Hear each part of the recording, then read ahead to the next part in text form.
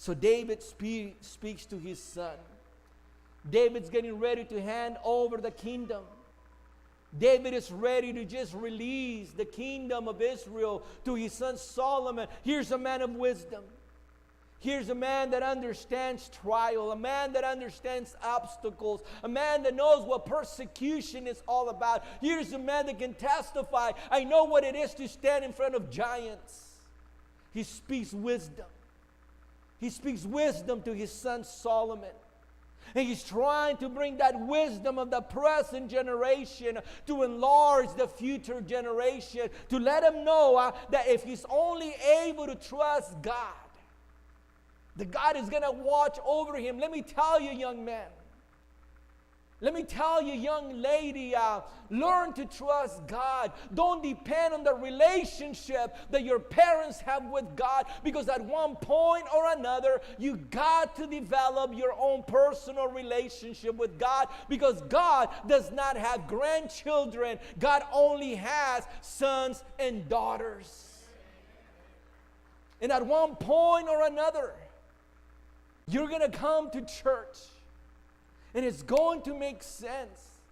And at one point or another, you are going to realize, I need to have a relationship with God today.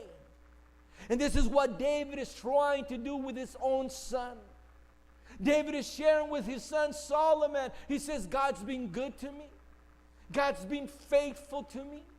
God will laughing, because that's the answer that we get all of the time. Sometimes, young lady, you got to just hold your peace. You got to let us speak to your heart. Let us speak to your future today. Let us speak some wisdom to you. He says, if you have anything to say, then answer me. Speak to me, for I desire to justify you. But if not, listen to me. Hold your peace, and I will teach you wisdom. If you got something to say, I will listen. But if you got nothing to say, just for a few moments, listen to the voice of wisdom. Hold your peace, the friend says, and I will share with you some wisdom. You know, The Lion King, besides Gladiator, is one of my favorite movies. And there's a part in the movie The Lion King when there's little cub, little Simba. He wants his father Mufasa to take him out for a walk. And there's a scene in the movie to where King Mufasa, he walks with young Simba, and he teaches him the way about the circle of life.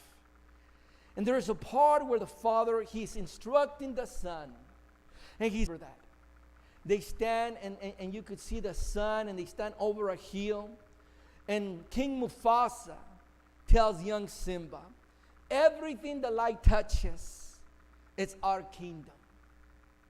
Everything the light touches, he says, it's our kingdom.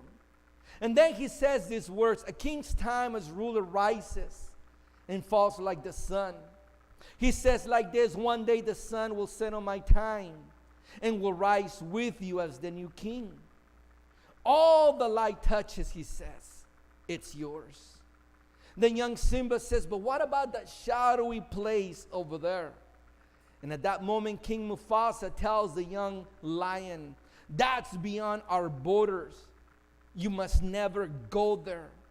When young Simba, as you probably are thinking about the movie, he gets in trouble with his little lioness cub. They go into an elephant's grave, and they're in trouble, and Mufasa comes to his rescue. And this lesson is very powerful for every single one of us to understand, because the young man says, the young lion says, I only wanted to be brave just like you are, to which King Mufasa responds, I am only brave when I have to be. Being brave does not mean that you go look